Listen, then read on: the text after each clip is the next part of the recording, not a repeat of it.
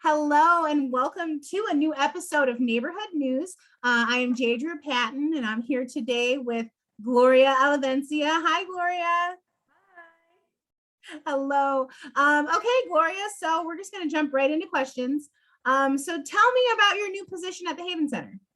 So I am the new shelter and emergency services advocate, not only for emergency services and shelter, but also for PATH. Awesome. And so tell me a little bit more about advocacy. Why is it important to have an advocate?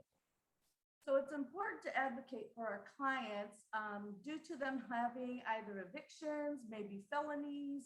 A lot of times if they have an eviction, 7 years, no one will rent to them. So I'm really looking for, like, at that point, for private landlords.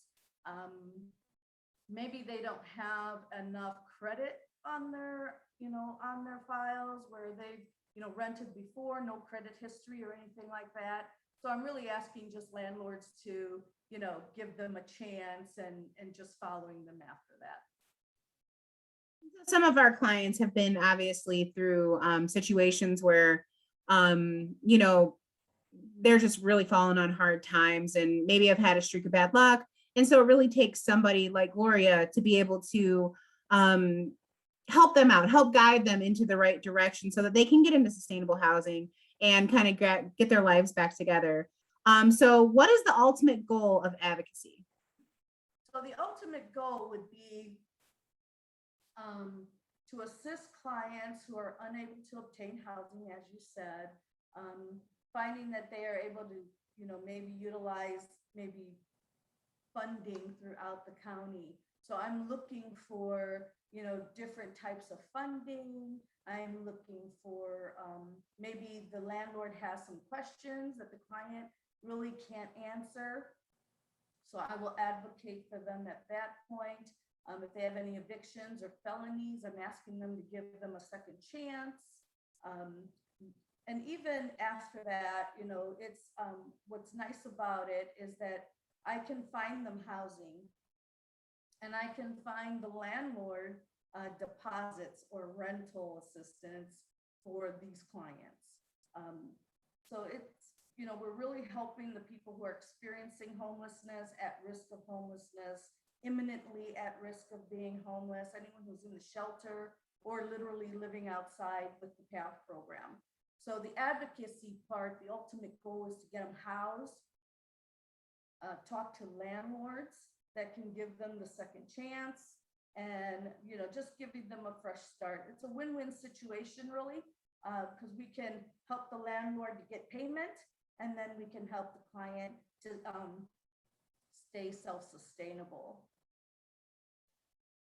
Awesome. And they really need that sort of support and guidance. A lot of our homeless that come into our shelters, our shelter staff help them, obtain identification or birth certificates, or some of them may not even know how to qualify for any type of benefits. And our staff there really make sure that they are connected to all the help that they can get them. So who do you talk to? I know I jumped around a little bit. I skipped a question. Who do you talk to when you're advocating? You said landlords. Who else? Who else do you talk to? So mental health agencies, a lot of times our clients that we are assisting may miss an appointment or 2 appointments, and it's hard to connect them. So I'll come in and I'll say, could we give them another appointment? A lot of times you have to maybe just do a walk-in.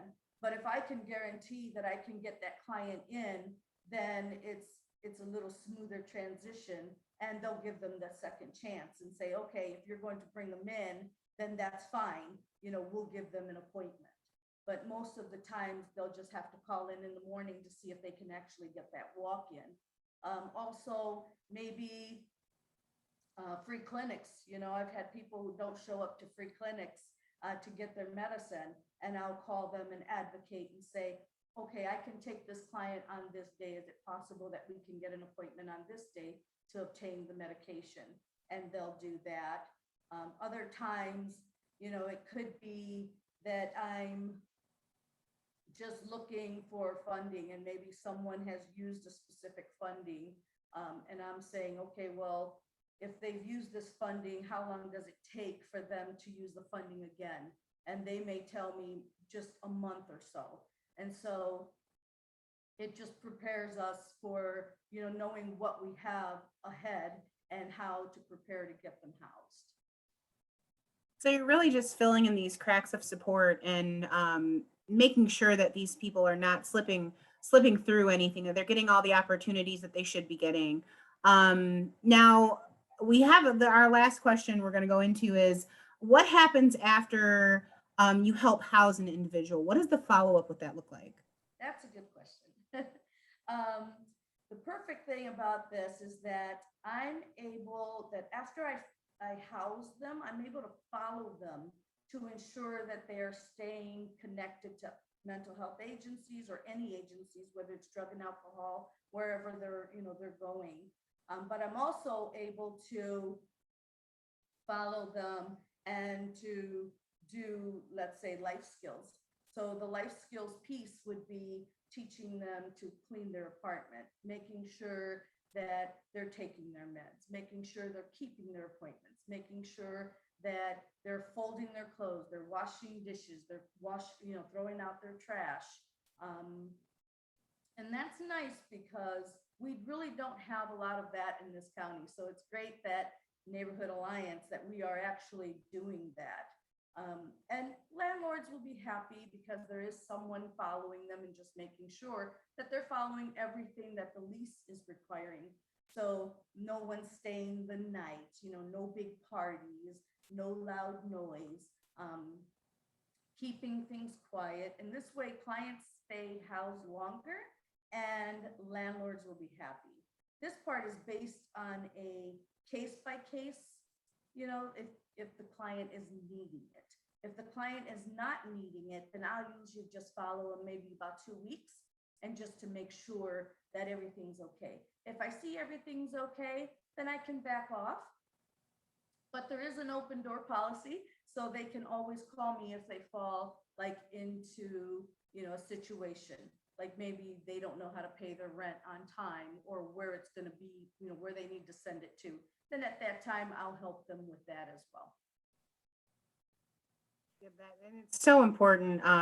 Like I said, again, just having that support, because something as little as, maybe missing a doctor's appointment because of lack of transportation, falling off your meds, and figuring out that, having these challenges and these hurdles that you're going to have to cross over because you forgot to pay your rent or something like that, that there's somebody that they have that they can reach out to in those times of needs when they need help, so that they can continue on that path to get on their feet. So this is really awesome, all the hard work that you do over there, Gloria, with our homeless in our community. You're amazing. We really appreciate all that you do.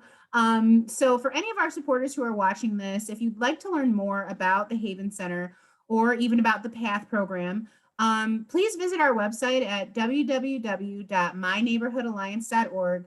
And there's a ton of information on there about how to get involved, how to help support, or how to find support if you know somebody that may be in need of some assistance. So thank you so much, Gloria. You have an awesome day. I appreciate your time today. Thank you. Bye. Bye.